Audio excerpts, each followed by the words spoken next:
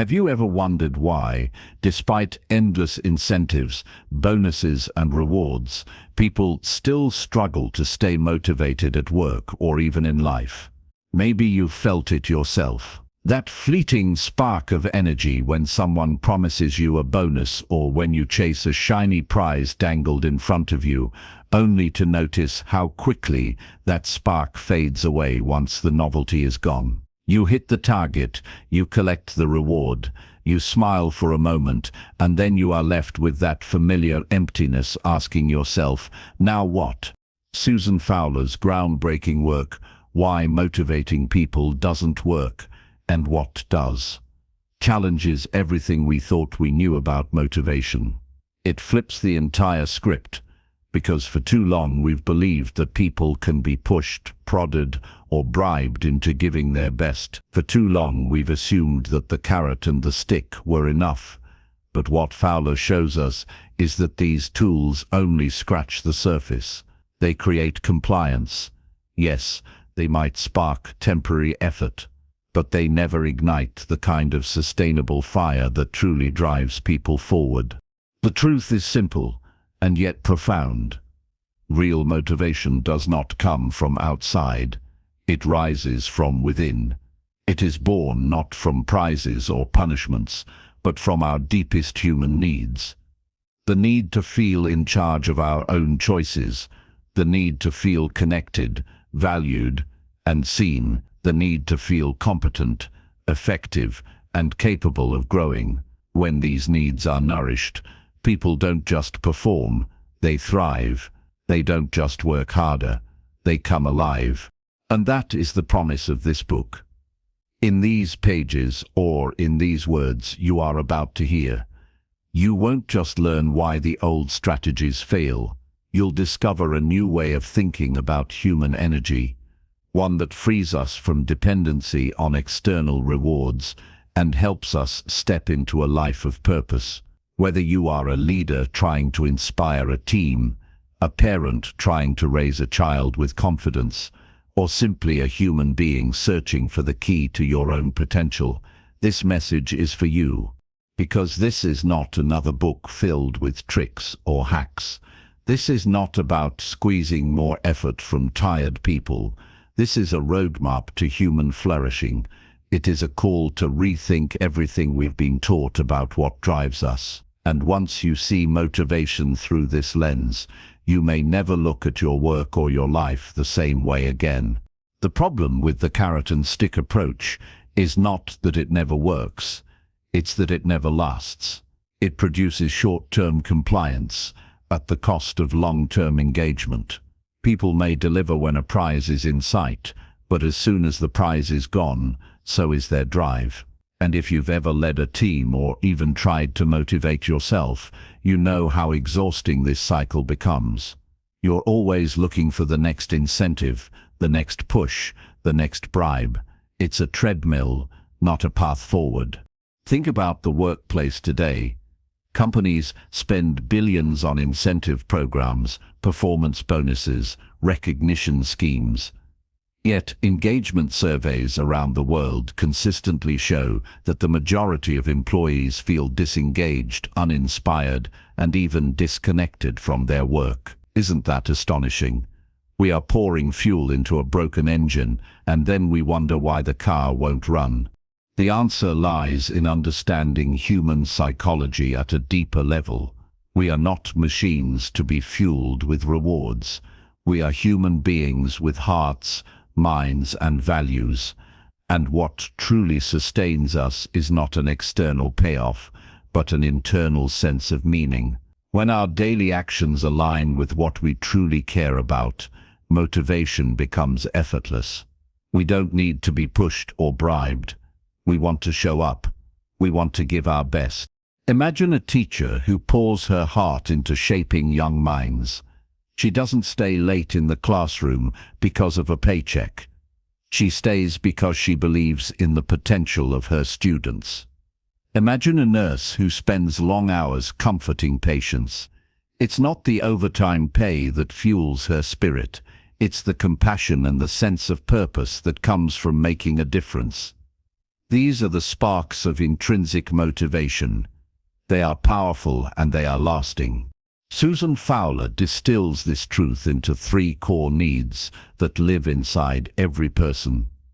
The need for autonomy, the freedom to make meaningful choices, the need for relatedness, the deep desire to belong and to matter, and the need for competence, the satisfaction of knowing we are capable, effective, and growing.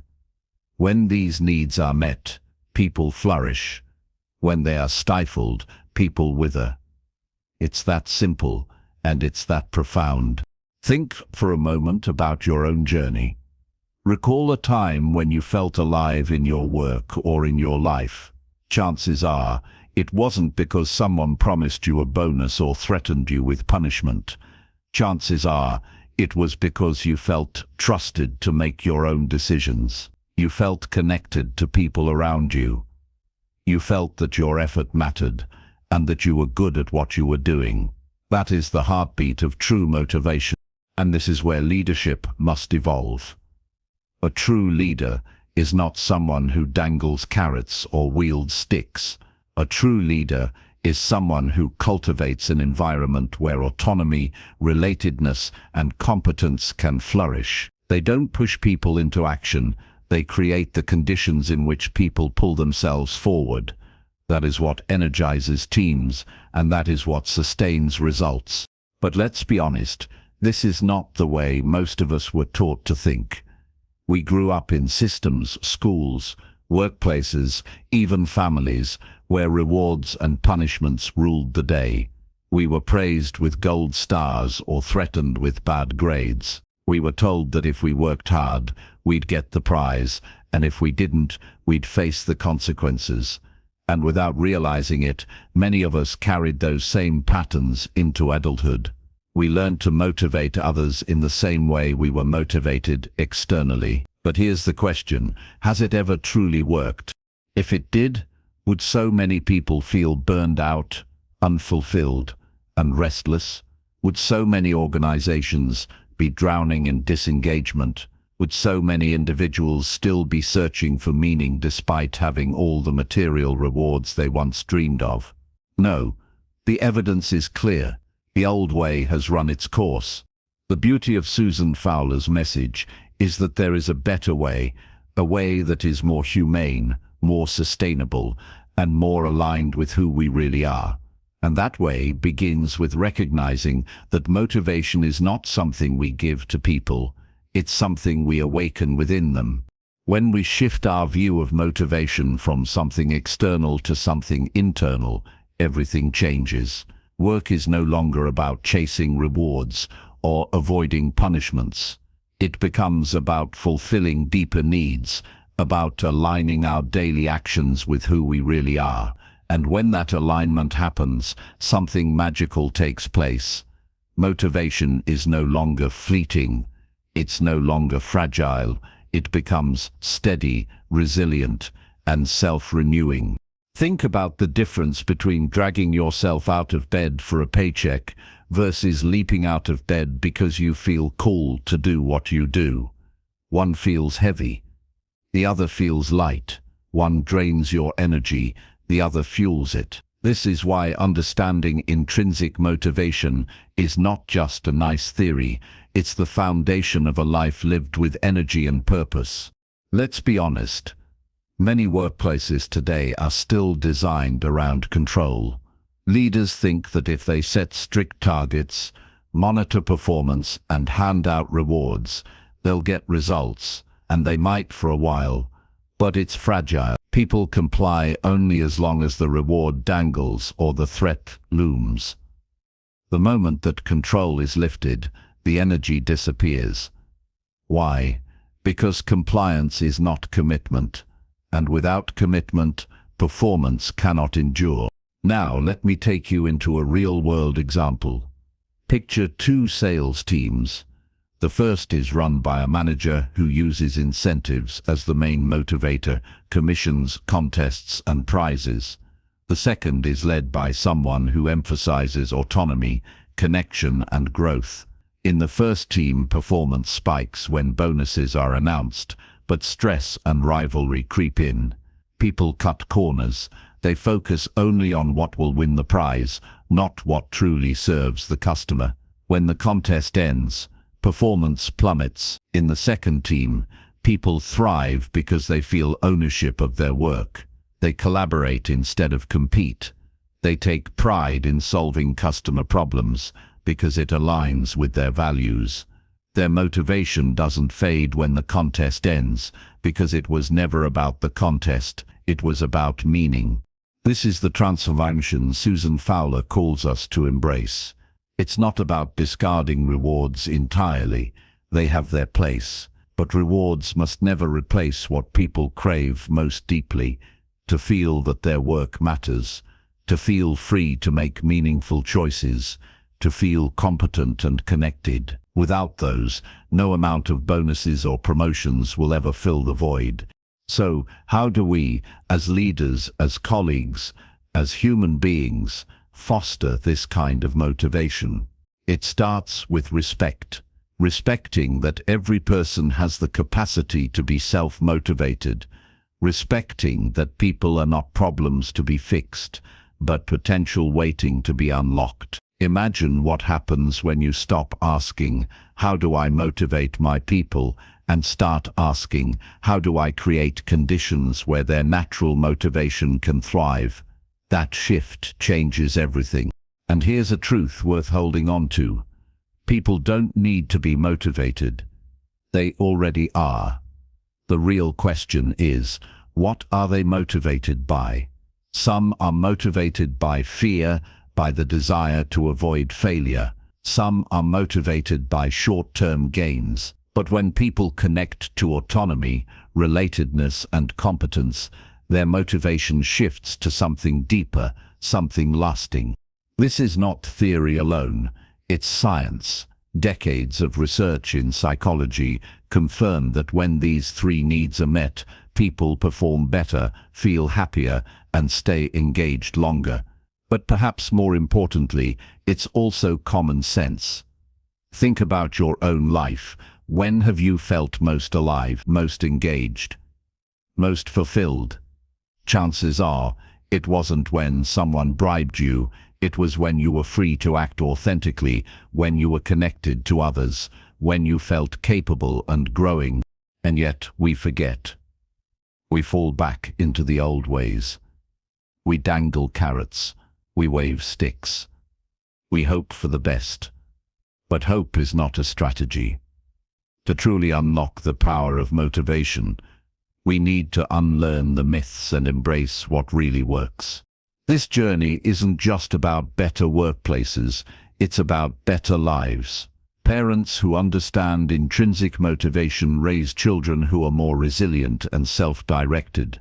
Teachers who nurture autonomy, connection, and competence create classrooms full of curiosity and creativity.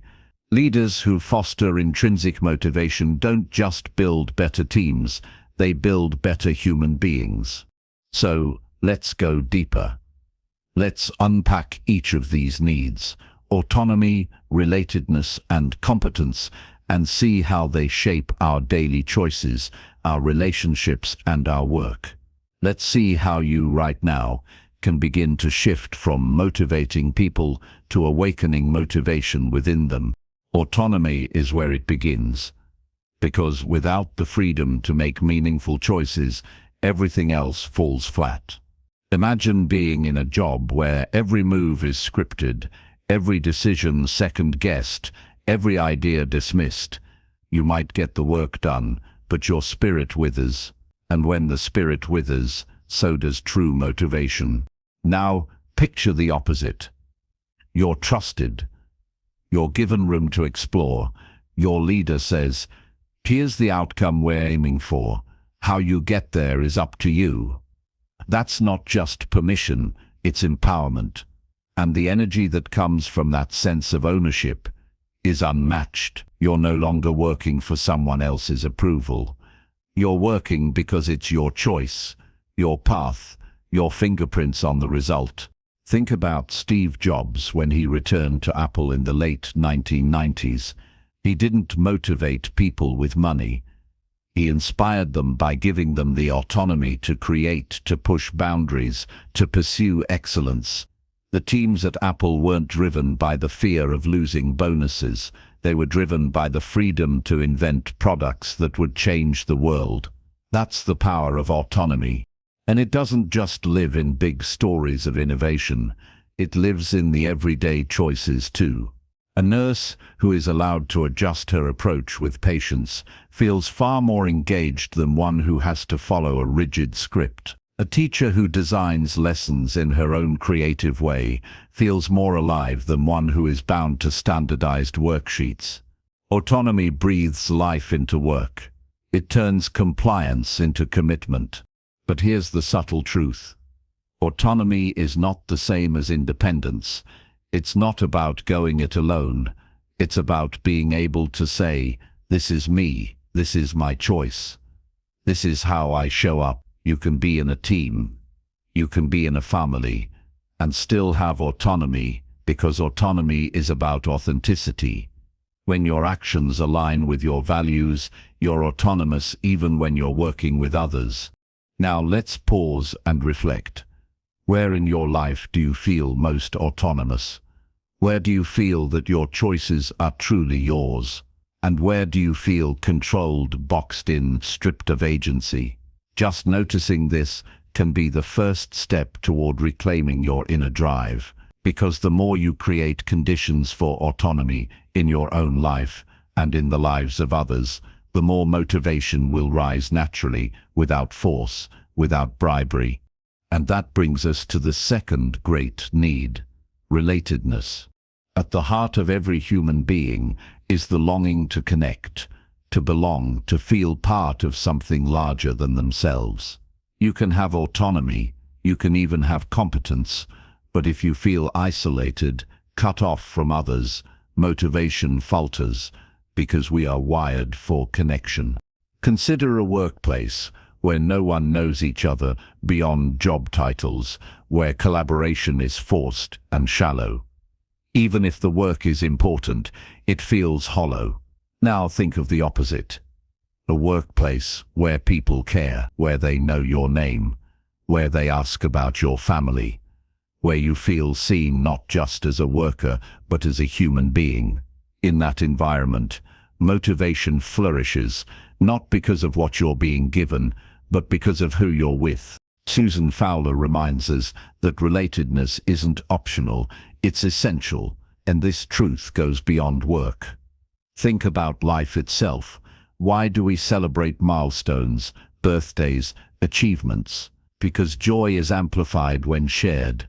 Why do struggles feel lighter when a friend listens? Because burdens shrink in the presence of connection. Relatedness is the invisible thread that ties motivation to meaning. Take the example of a young teacher named Maya. She entered the profession because she loved literature, but soon found herself overwhelmed by bureaucracy, long hours, and endless paperwork. She nearly quit until she began connecting more deeply with her students. She started asking them about their dreams, their struggles, their lives beyond the classroom. Those connections reignited her purpose. Teaching wasn't about forms and deadlines anymore. It was about human lives. Relatedness saved her motivation. And isn't that true for us all? Without relationships, work is a grind. With them, even the hardest challenges become meaningful. We don't just want to achieve, we want to achieve together. We want to matter to someone, and we want others to matter to us. Which leads us to the third great need, competence. At the core of human motivation is the desire to feel capable, to grow, to master, to overcome. Think of the pride in learning a new skill, the joy of finally solving a problem, the satisfaction of looking back and saying, I couldn't do this before, but I can now. That's competence. And it's deeply motivating. But when competence is stripped away, when people feel stuck, unskilled, unchallenged, motivation dies. Imagine being in a role where you're never trained, never given feedback, never allowed to develop. each day feels the same. You stagnate, and with stagnation comes disengagement. Contrast that with an environment where growth is constant, where mistakes are treated as opportunities to learn, where feedback is not punishment but fuel for progress. That's where competence thrives. That's where motivation takes root. Think of Serena Williams practicing for hours, not for a trophy alone, but for the love of mastery. Think of a programmer who spends late nights debugging, not for money, but for the thrill of solving the puzzle. Think of a parent who learns patience day by day, not for applause, but for the competence that comes with nurturing another life. Competence is not about perfection, it's about progress. And here's the secret: autonomy, relatedness, and competence don't exist in isolation. They weave together like strands of a rope. Autonomy gives you ownership. Relatedness gives you connection. Competence gives you growth. Together they create motivation that is strong, resilient, and unshakable. So let's bring this down to the ground. How does this really play out in your daily life? Imagine you are a leader in a company. For years you've relied on bonuses, promotions, and perks to keep people engaged. At first it seemed to work. People pushed harder when the reward was near. But over time you noticed the energy fading, the spark gone, the creativity flat. Why? Because people weren't working from their hearts. They were working for the next carrot, and when the carrot lost its shine, so did their motivation. Now imagine flipping that script. Instead of asking, "How can I motivate my people?" you ask, "How can I create the conditions where motivation naturally grows?" It's a shift from control to trust. You begin by giving them autonomy, more choice in how they approach their work. You give them the freedom to innovate, to take ownership, to put their signature on what they create. Suddenly you see life in their eyes again. They're not just employees anymore, they're creators. And then you focus on relatedness. You stop treating people like cogs in a machine and start treating them like humans with stories, dreams, and struggles. You make space for connection, team gatherings that aren't just about work, conversations that go deeper than deadlines. You show them they matter, and once people feel they belong, they don't just show up for the paycheck, they show up for the community. Finally, you nurture competence. You don't just demand results, you invest in growth. You provide feedback, not as criticism, but as encouragement. You create opportunities for learning, for challenge, for mastery, and what happens?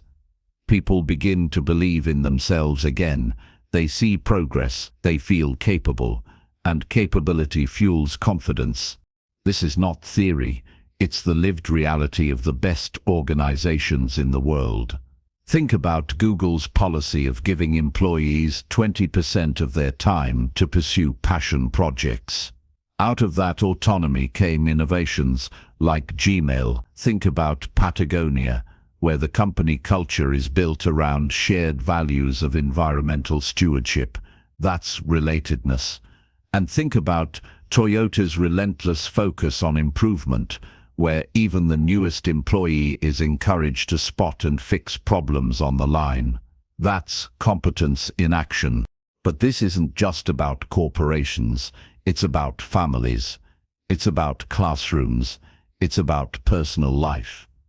Take parenting, for example. Parents often try to motivate children with rewards and punishments. Do your homework and you'll get ice cream. Misbehave and you'll lose screen time. Sound familiar? It works in the short term, but over time the child learns not to love learning, but to chase rewards. Their curiosity fades. Their inner drive dims.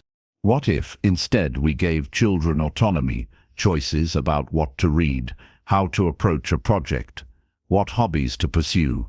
What if we focused on relatedness, listening deeply, building trust, being present? And what if we nurtured competence, celebrating progress, not just grades, That child grows up not needing to be pushed, but propelled from within. That's how intrinsic motivation shapes lives. And the same principle applies to you, right here, right now. Think about your own goals. Maybe you want to get healthier. You've tried rewarding yourself with cheat meals or punishing yourself when you miss a workout, but the cycle never lasts. Why? Because you're relying on external motivators. Instead, ask yourself, how can I make this mine? How can I choose a path of health that feels authentic to me? That's autonomy. How can I bring others into the journey, whether it's a walking partner, a supportive friend, or a community that shares the goal? That's relatedness. And how can I notice my progress? Not perfection, just progress. Each time I lift a little heavier, walk a little farther, breathe a little deeper. That's competence. And suddenly, health becomes not a chore but a joy. Do you see how this works? Autonomy, relatedness, and competence are not abstract theories. They are the very forces shaping your everyday motivation. They are the difference between a life where you drag yourself through the motions and a life where you rise each morning with energy and purpose. And here's the beautiful truth. You don't need to wait for anyone else to hand this to you. You can begin now. You can begin by choosing one small area of your life and asking, how can I bring more autonomy here? How can I connect more deeply here? How can I grow in competence here? This is where Susan Fowler's message hits home. Motivation is not something done to you. Motivation is something that comes alive when you align with what makes you most human. The role of leaders, parents, teachers, even friends, is not to manipulate or control, but to nurture the soil where this natural motivation grows. Now, let's talk about something most people never realize. Motivation isn't static. It shifts. It evolves. It's not a one-time fix. It's a skill you cultivate. Just as you learn to play an instrument or speak a new language, you can learn to master motivation. You can train yourself to notice what fuels you, to redirect your energy, to cultivate conditions where your best self emerges again and again. Think about it like this. Some days, you wake up buzzing with energy. Other days, you struggle to even get out of bed. Most people think that's just luck or circumstance. But what if you could shape those patterns? What if you could build the skill of motivation so that, even on hard days, you could tap into a deeper well? That's what happens when you practice autonomy, relatedness, and competence. They become habits, not accidents. Let me give you an example. There's a man named Daniel who always dreaded Mondays. He worked in sales, and the weekly grind drained him. But instead of giving up, he reframed his outlook. He started asking, how can I make my Monday calls more authentic, more mine? He added humor. He built genuine conversations, not just pitches. That's autonomy. He began checking in with colleagues and sharing struggles openly. That's relatedness. He set small challenges each week to improve his delivery. That's competence. Within months, Mondays were no longer dreaded. They became the day he looked forward to. What changed? Not the job, the way he fueled his motivation. And that's the point. The external world doesn't have to shift first. Your internal orientation does. The carrot and stick may have worked for donkeys, but you are not a donkey. You are a human being, designed for freedom, connection, and growth. So where does this leave us? It leaves us with a choice.